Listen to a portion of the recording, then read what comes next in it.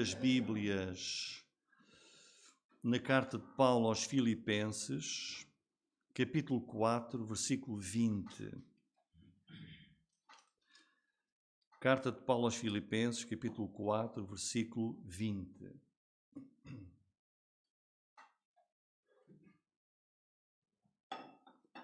Hoje vamos concluir o estudo desta carta, que nós começamos o ano passado. É uma carta pequena e hoje temos a conclusão, louvor, despedidas e saudações finais. Então vamos ler aqui estes versículos, página 1281, e diz assim: Ora, a nosso Deus e Pai seja dada glória para todo sempre. Amém. Saudai a todos os santos em Cristo Jesus. Os irmãos que estão comigo vos saúdam. Todos os santos vos saúdam, mas principalmente os que são da casa de César. A graça de nosso Senhor Jesus Cristo seja com vós todos. Amém. Portanto, hoje chegamos ao fim da carta de Paulo aos Filipenses, uma carta cujo tema principal é a alegria na vida cristã. Este é o tema central da carta. A palavra alegria e outras, ou gozo, são encontradas aqui bastantes vezes. E hoje concluímos o estudo, capítulo a capítulo, versículo a versículo, desta epístola de Paulo, que ele escreveu à igreja dos crentes na cidade de Filipos. Uma igreja que ele mesmo tinha estabelecido cerca de 11 anos antes de ele escrever esta carta. E Paulo escreve esta carta e tem um objetivo principal para ensinar e para animar aqueles crentes na igreja a viverem com ânimo, a viverem com esperança e com alegria, apesar das circunstâncias que os estavam a cercar. Esse é o tema principal e, por isso, esta carta é realmente apropriada para o tempo que nós estamos a viver também. No meio das circunstâncias que nos cercam, hoje, precisamos também de ânimo, de alegria, de esperança, e esta carta teve o privilégio de nos mostrar isso mesmo. Esta é uma das cartas, das várias cartas que Paulo escreveu da prisão. E isso é que torna a carta especial. Que o estado de espírito de alguém que está numa prisão, e temos que pensar nas prisões daquele tempo, não tem nada a ver com aquilo que ele aqui escreve. E quando nós chegamos aqui a estes últimos versículos 20 até 23, até podíamos pensar assim: bom, isto também é só despedidas, saudações a todos, e talvez não tenha grande importância. Mas estes versículos finais também foram inspirados por Deus. E há lições aqui. E são versículos importantes para nós. E então a conclusão começa precisamente no versículo 20 com uma doxologia. E já iremos ver o que é isso. Onde ele diz: Ora, a nosso Deus e Pai seja dada glória para todo sempre. Amém. O que é que nós temos aqui? Paulo vai para a conclusão da sua carta com aquilo que se chama uma doxologia. O que é que isto é? Ele termina com um louvor, um grande louvor a Deus. É assim que ele conclui a sua carta. É aqui um tributo de louvor a Deus que nasce daquela alegria que ele procurou mostrar em toda a carta, em toda a epístola. Quer dizer, Paulo está preso, está ali a terminar a carta como que depois fosse hoje para meter no envelope e meter no correio, não era assim naquele tempo, mas a carta iria ser levada por alguém. Então Paulo está a terminar a carta, mas está com grande regozijo. Com quem? Com Deus. Grande alegria com o Senhor, mesmo naquela experiência difícil na prisão. E isso é que torna a carta surpreendente. Um grande louvor a Deus. Mas a pergunta é, para quando é este louvor? Para quando é que é este louvor a Deus? Este louvor a Deus, que Paulo aqui descreve, é para todas as eras futuras, para todos os séculos. Paulo não está ali a dizer, olha, louvor a Deus, quando vocês aí receberem a carta e a lerem, louvem a Deus. Nota, ele diz, a nosso Deus e Pai seja dada glória ou louvor para todo sempre. Para todo sempre. Para sempre, ou seja, não faltará na eternidade que nós vamos passar com Deus, nada nos faltará. E nós já tivemos a oportunidade de ver isso quando estudámos o livro do Apocalipse. Mas se há qualquer coisa que nunca vai faltar na eternidade, para todo sempre, é louvor a Deus. Glória a Deus. Quando nós estivermos na sua presença. E reparem aqui outra lição que ele quer transmitir neste versículo, além de louvor a Deus para todo o sempre, para todos os séculos. Reparem também no relacionamento íntimo dele, Paulo, e da igreja com este Senhor. Porque ele depois diz, a nosso Deus e Pai. Ao nosso, ele está a escrever à igreja, aos crentes que ele conhece e diz, olha, irmãos, ao Deus que é nosso Deus, nosso Pai, seja dada glória e louvor sempre, sempre e sempre, eternamente.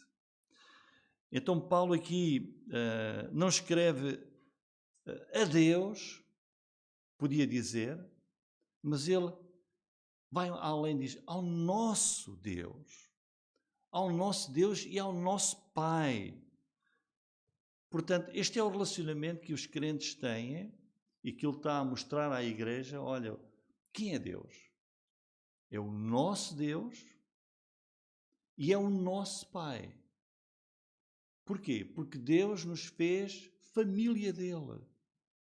Deus tornou-nos seus filhos. E ele é nosso Deus e é nosso Pai. Porque se uma pessoa neste mundo não tem um relacionamento com Deus, que sabe, que vai ao ponto dessa pessoa saber que Deus é o seu Deus, se a pessoa que vive neste mundo e não chegou ainda a um ponto, a uma altura na sua vida em que ela pode dizer, Deus, Ele é o meu Deus, Ele é o meu Pai, então de nada vale a vida dessa pessoa.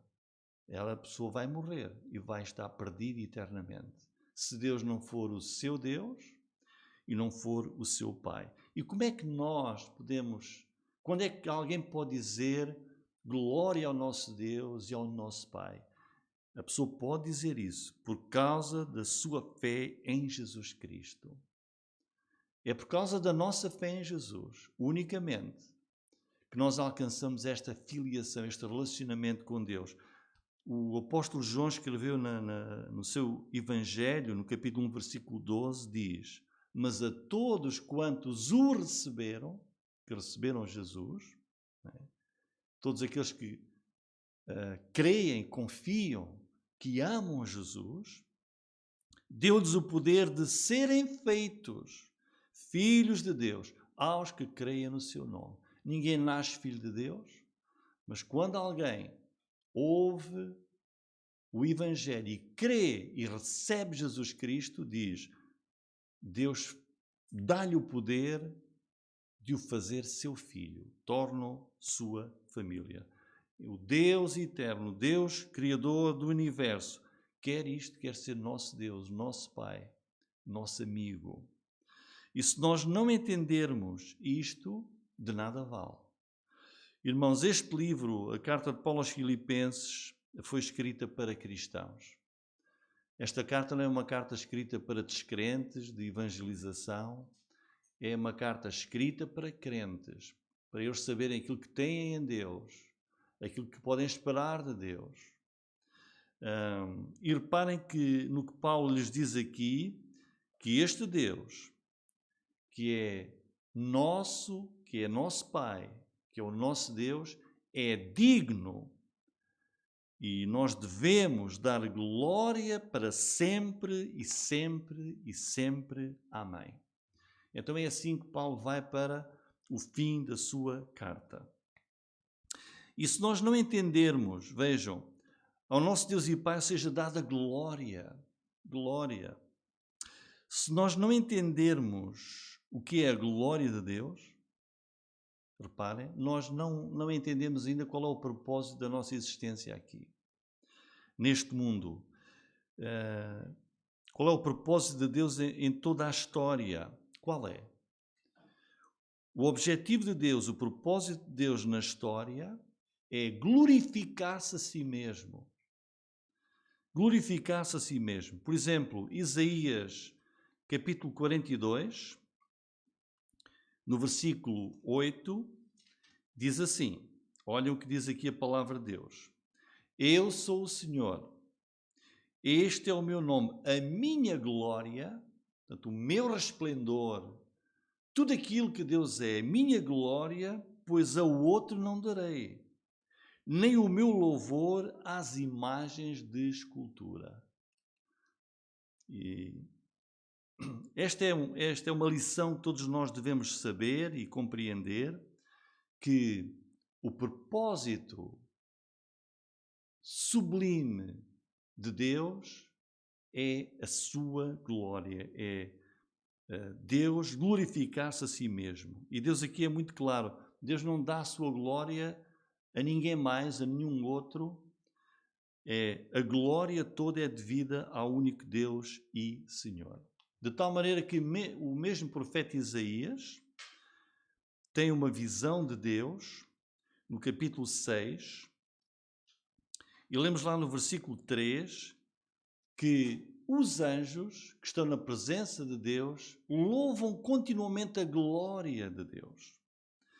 E lemos assim, e clamavam uns aos outros, dizendo, Santo, Santo, Santo é o Senhor dos exércitos, toda a terra está cheia da sua glória. Portanto, Deus age no mundo, Deus age na história, tudo aquilo que Deus faz, aquilo que Deus criou, todos os seus atos visam a sua glória, o seu resplendor. E é por isso que Paulo aqui diz, a Deus, ao nosso Deus e Pai, seja dada glória para todo o sempre. Amém. Ele está a dizer isso à igreja. Deem glória a Deus. Vivam para a glória de Deus. Tudo o que façam, tudo o que possam pensar, que seja tudo para a glória de Deus. É assim que Paulo está a terminar aqui a sua carta. E é muito importante nós sabermos isto. A Bíblia, o centro da Bíblia, não é o homem. E isso pode ser até um engano. Nós podemos achar, olhem, o centro da Bíblia é Deus a fazer coisas para o homem. Não. A Escritura não é centrada no homem, é centrada em Deus e na glória de Deus. Tudo aquilo que Deus faz, irmãos, por exemplo, aquilo que Deus fez para a salvação do homem perdido e condenado. Deus fez isso por seu grande amor. Mas Ele fez isso para a sua glória. Para a sua glória. A criação de todas as coisas foi para a glória de Deus, para o seu resplendor. A criação, por exemplo, de uma nação através da qual o seu filho viria ao mundo, a nação de Israel. Deus criou essa nação para a sua glória. A igreja existe para nós podermos dar testemunho do Evangelho a todas as nações. A igreja foi fundada na mente de Deus, idealizada por Deus e fundada pelo Senhor Jesus quando Ele esteve aqui. A igreja existe para a glória de Deus, para a sua glória. Jesus encarnou, o Filho de Deus veio ao mundo, ele foi à cruz, ele ressuscitou dentre os mortos para a nossa salvação. Mas o objetivo tudo isso era para a glória de Deus. Quando nós lemos que Deus amou o mundo de tal maneira que mandou o seu Filho Jesus Cristo, nós podemos ter a tendência de pensar, olha quanto o homem é importante para Deus. Então a Bíblia mostra ali a centralidade do homem e aquilo que Deus faz por causa de salvar o homem. Mas o objetivo principal, Deus faz tudo isso para a sua glória. E isso é muito importante. Então, por que é que Paulo conclui esta carta aos Filipenses com esta doxologia? Porque ele quer que nós compreendamos que nós existimos como pessoas criadas por Deus. Nós existimos, qualquer pessoa que existe deve viver para a glória de Deus. O crente que já recebeu Jesus no seu coração, faz parte do corpo de Cristo, tudo o que deve fazer é para a glória de Deus. E quando não o fazemos, então nós estamos a pôr em prática o principal propósito que Deus tem. Tudo para a sua glória. E assim Paulo está a concluir, ora, a nosso Deus e Pai seja dada glória para todo sempre, sempre e sempre, eternamente. Versículos 21 e 22, depois desta doxologia, da importância da glória e do louvor a Deus, temos saudações finais. É costume Paulo, nas outras cartas que ele escreve, para quem conhece, carta aos Romanos, a primeira e segunda carta aos Coríntios, Tessalonicenses, etc., Paulo termina com saudações. Nós também, quando escrevemos, também concluímos, olha, beijinhos e abraços para este e para aquele, e manda lá cumprimentos para o... Então Paulo está aqui a concluir assim também. Saudações finais. Saudai a quem? Ele está a escrever uma carta para a igreja. Saudai a todos os santos em Cristo Jesus. Então qual é o objetivo aqui do apóstolo Paulo? Olhem, ele está a dizer, mostra a importância das pessoas. Saudai quantas pessoas da igreja? Todas as que eram mesmo, Não é? que eram mesmo deles. Exatamente. É como se eu estivesse a dizer, saúdem cada um dos irmãos e das irmãs lá da igreja. Todos. Olha lá aquele irmão, olha, não lhe digam nada. Não, diz, saúdem todos e cada um dos santos em Cristo Jesus, todos. É para todos os crentes que fazem parte da congregação de Filipos, da igreja naquela cidade. O que é que ele está aqui a fazer? É um apelo ao amor que deve unir os irmãos na igreja, a unidade que deve existir entre eles. Ninguém está excluído. 11 anos depois de lá ter estado preso, agora que está. 11 anos passaram, mas Paulo não se esquece de nenhum daqueles irmãos. Lembra-se deles todos. Saudai a todos os santos em Cristo Jesus. Todos. E vejam como a saudação final é muito chegada e pessoal. Paulo manda saudações, mas também refere que não é só ele que está a mandar saudações. Porquê? Vejam a seguir. Os irmãos que estão comigo também vos mandam saudações. A unidade da igreja, dos crentes, a amizade que devem ter. Olha, eu mando saudações para todos, sem esquecer nenhum. E os que estão comigo, os irmãos que estão aqui comigo, na prisão, que me visitam, de quem eu falo da igreja em Filipos, também mandam. Saudações para vocês todos, sem esquecer ninguém. Ora vejam, capítulo 1, versículo 1.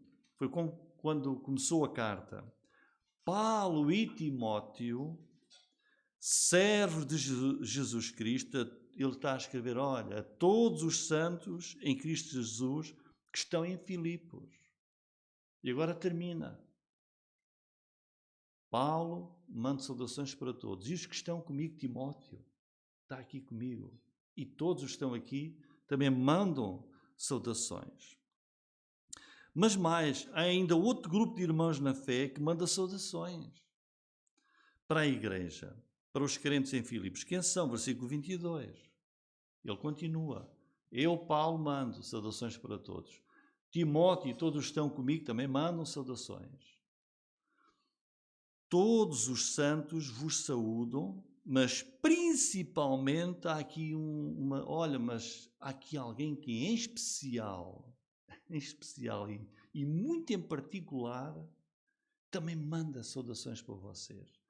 Ele está a pensar, olha, uma igreja na cidade de Filipos, com dificuldades, com perseguições que as igrejas tinham naquele tempo. E sabiam, Paulo está preso, se calhar está muito mal na prisão. Se calhar faltam-lhe coisas. O que é que vai ser da vida dele? Deve estar para lá esquecido, ignorado, coitadinho. E o que é que ele está? Irmãos, animem-se. Olha, eu mando saudações para vocês todos. Glória a Deus, irmãos. Glória a Deus para sempre e sempre e sempre. Eu mando saudações para vocês todos, sem esquecer nenhum. Mas não sou só eu, olha, Timóteo que está aqui também manda. E todos estão aqui comigo. Olha, mas agora, os que são da casa de César também vos querem animar, mandando saudações. Ele aqui diz, toda a gente pensa em vocês. Vocês não estão esquecidos. Oramos por vós. Intercedemos, já vimos isso antes, no capítulo 4, quando ele falou aqui da oração, ele fala tanto da alegria. No versículo 6, não estejam inquietos por coisa alguma, orem, nós oramos por vós, que a paz de Deus encha os vossos corações. Ele está ali a dizer na sua carta, e agora todos vos saúdam, ninguém se esquece, vocês estão no coração de todos nós, nas nossas orações, nas nossas lembranças. E quem são estes? Todos os santos vos saúdam. A igreja em Roma. Havia uma igreja em Roma. Paulo até escreveu aos Romanos, não foi? Ele está a dizer, a igreja em Roma, todos estes santos, já iremos ver, vos mandam saudações. De Roma, do lugar do cativeiro de Paulo. Então a totalidade daqueles irmãos que Paulo aqui está a dizer, unem-se em saudações à igreja de Filipos, o que mostra a unidade dos crentes em Jesus em todo o mundo. E depois esta referência muito especial, principalmente, olhem, se eu mando. Timóteo também, estão comigo, a igreja em Roma. Olha, mas, olha agora, em especial os que são da casa de César. Nós já vimos isto. Paulo está aqui a falar do trabalho evangelístico que ele teve. Lembram-se como é que ele estava preso? Tinha sempre um guarda preso a ele. E o guarda ia-se mudando. Era a guarda pretoriana, de elite de César. E cada um que estava ali os dias inteiros amarrado a Paulo, já sabem o que ele era a dose. Evangelho. E ele transmitiu aqui o Evangelho à casa de César, vejam. Quer dizer que houve pessoas importantes. O Evangelho chegou a pessoas da alta sociedade em Roma. Oficiais governamentais, funcionários públicos, converteram-se a Cristo, são crentes. E agora unem-se aqui em saudações aos seus irmãos na fé em Filipos, que estão a mais de 1200 quilómetros de distância. Impressionante. O que nós podemos aprender por uns versículos pequeninos na despedida de uma carta. E ao referir estes crentes da casa de César, também dá mais tranquilidade à igreja de Filipos. Dizia, o apóstolo Paulo está preso. Sim, mas ele diz, olha, mas há pessoas importantes que se converteram aqui em Roma. Eu não estou sozinho, não estou abandonado, apesar das dificuldades, como nós sabemos. Eles estariam ansiosos por Paulo e Paulo quer transmitir tranquilidade àqueles irmãos. E agora aqui, nós vimos aqui, nestes 2 versículos, várias referências à palavra santo, não é? Saudai a todos os santos vos saúdam. O que é que isto quer dizer? O que é um santo? O que é que significa esta palavra?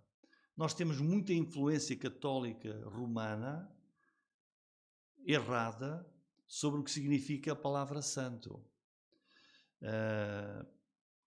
Porque a Igreja Católica Romana diz que os santos são aqueles que já morreram. Já morreram e enquanto viveram fizeram algumas coisas que acham que foram importantes e por isso morrem e vão distingui-los. E chamam-lhes santos. E fazem imagens. E o Papa, que é o líder da Igreja, dá ordem e diz: podem rezar e fazer pedidos a esses santos. Morreram, mas podem orar e fazer petições e promessas e tudo isso que nós sabemos. E depois há santos mais famosos do que outros. E o mundo recorre a esses santos, a tal ponto que colocam-nos no lugar de Jesus. Quando a palavra de Deus que há só um mediador entre Deus e os homens, Jesus Cristo, o Filho de Deus. E a Bíblia proíbe imagens, e proíbe adoração, e proíbe petições que não seja através de Jesus Cristo. Portanto, de acordo com a Bíblia, o que é então um santo? Um santo é aquela pessoa que, na dada altura na sua vida, ouve a palavra de Deus e crê no Evangelho da salvação. Arrepende-se. Coloca a sua fé no Salvador Jesus. E esta palavra santo, uma palavra grega, quer dizer separada. O santo é a pessoa que, ao crer, é separada do mundo para Deus. Ela estava ao serviço do mundo, de Satanás, das trevas, mas ao crer e converter-se, torna-se um filho de Deus e Deus tira do mundo para si mesmo. É um santo, é alguém que passa a viver para Deus. Está separado por causa da sua fé em Jesus para viver para Deus. Portanto, um santo, segundo a Bíblia, não é alguém que morreu e que agora tem uma coisa especial. Não. Um santo é alguém que é crente e é vivo, vive cá nesta terra. Porque, vejam aqui, a linguagem que aqui se usa claramente mostra que são pessoas que estão vivas, não é? Saudai a todos os santos, saúdem os santos ou os crentes em Filipos. Os santos aqui de Roma, os crentes aqui de Roma, também vos mandam saudações. Portanto, aqui compreendemos facilmente que um santo na Bíblia é alguém que é crente em Jesus Cristo, alguém que está separado do mundo para Deus. Por último, versículo 23, graça. A graça de nosso Senhor Jesus Cristo seja com vós todos. Amém. Então, Paulo conclui aqui a sua carta com uma palavra muito importante no Novo Testamento. Todos os crentes precisam de conhecer esta palavra, graça. O que é que quer dizer? O que é que significa graça? Graça quer dizer um favor que nos é dado e que nós não merecemos. Graça é um favor que vem até nós, da parte de Deus, sem que nós o mereçamos. É um favor que Deus nos dá, que não tínhamos direito a ele. Mas pelo amor de Deus, ele nos dá de graça esse favor imerecido. A conclusão é que cada pessoa precisa de chegar perante o Deus Santo e Justo é esta: eu não sou digno de Deus. Sou indigno. Eu não mereço, nem tenho direito a nada da parte de Deus, porque sou pecador. Esta é a realidade de qualquer pessoa. A humanidade inteira é indigna. Cada homem, cada mulher que já viveu e vive neste mundo é indigna de receber qualquer coisa da parte do Deus Santo, do Deus puro, do Deus justo. Mas louvado seja Deus, porque Deus decidiu lidar com a humanidade perdida, sem acesso a Ele, com base na graça, no favor que nós não merecemos. Porque se alguém quiser chegar até Deus, através da sua justiça, dizer, eu vou ter uma vida de tal maneira que Deus vai olhar para mim e vai gostar. O meu mérito, as minhas obras, se alguém pensa que conseguirá alguma coisa perante Deus dessa forma, é um grande engano. A Bíblia afirma por todo o lado que nós somos aquilo que somos por causa da graça de Deus. E veja o que é que diz Efésios 2, 8 e 9. Porque pela graça sois salvos. Não está a dizer aqui, olha, és salvo por causa da boa pessoa que tu és, das boas coisas que tens feito. Diz, pela graça sois salvos, por meio da fé. E isto não vem de vós. É dom de Deus. Não vem das obras para que ninguém se glorie. Quer dizer, se Deus lidasse connosco com base naquilo que somos, naquilo que fazemos, nós estávamos perdidos. Mas Deus lida com o homem com base na sua graça. Isso é graça. Por isso ele diz, a graça, vejam, que graça? Do nosso Senhor Jesus Cristo. A graça que Deus nos transmite por causa de Jesus Cristo. É a graça do nosso Senhor Jesus Cristo. Não é a graça de Paulo, a graça de Pedro, apóstolos, ou a graça de qualquer anjo ou arcanjo.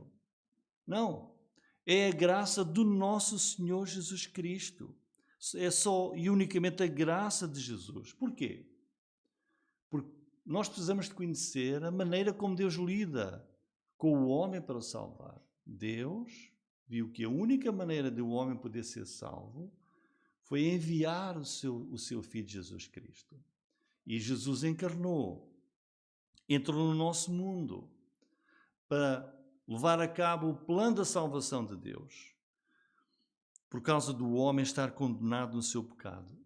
E Jesus fez isso como? Jesus levou sobre ele mesmo a culpa do pecado do homem, de toda a humanidade. Ele morreu crucificado em nosso lugar. Ele foi punido com a nossa punição, com a nossa morte.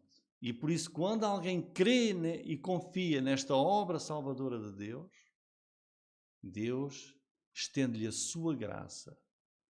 E essa pessoa que crê é salva e recebe a salvação para a vida eterna. E assim chegamos ao fim, à conclusão desta carta de Paulo aos Filipenses, uma carta que ele escreveu a partir de uma prisão em Roma. O tema central é a alegria, o gozo, a esperança, mesmo no meio das circunstâncias mais adversas, como nós hoje também estamos a viver. Capítulo 1 é um resumo. O que é que nós aprendemos? Deus usa as adversidades para trazer resultados positivos na nossa vida. Capítulo 2. Sigamos o exemplo de Cristo, que sendo Deus, se humilhou e se fez homem. E sendo homem, fez-se servo e escravo e morreu da pior morte, morreu de crucificação. Sigamos o exemplo dele, de humildade na nossa vida diária. Capítulo 3. Evitemos o legalismo. A nossa justiça perante Deus não é por aquilo que somos, nem por aquilo que fazemos, mas por causa daquilo que Jesus alcançou por nós. Capítulo 4 de Paulo aos Filipenses. Deus põe ao nosso dispor muitos recursos espirituais para a nossa vida diária. A oração, a paz de Deus, que excede todo o entendimento, a alegria, a união entre os crentes, o perdão entre eles. Como ele diz, roguem a vós e a Cíntia que sintam a mesma coisa, que se unam, que se perdoem. E por fim ele termina a sua carta com um grande louvor a Deus. Tudo deve ser feito para a glória de Deus. Deus vai ser louvado e é louvado na igreja. Hoje irá ser louvado para todo o sempre e eternamente. Que esta carta de Paulo aos Filipenses encha o nosso coração, sobretudo com essa alegria que ele procurou transmitir, mesmo estando preso. Glória ao nome do Senhor Jesus. Amém.